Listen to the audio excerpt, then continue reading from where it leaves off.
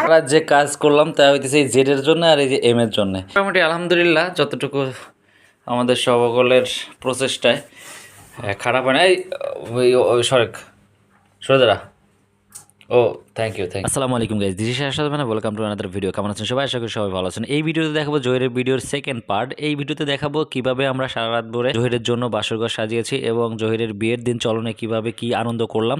তো প্রত্যেকটা জিনিস এই ভিডিওতে আমি দেখানোর চেষ্টা করবো। অনেক ভালো লাগতেছে। যাই হোক কি জহিরে যে মাত্র ঘুমের থেকে উঠছে, ঘুমাইতেছিল। তো যাই হোক ফাইনালি আমাদের কাজ শেষ। আসেন আস্তে আস্তে আসেন, আস্তে আস্তে আস্তে আস্তে পারেন সাংবাদিকরা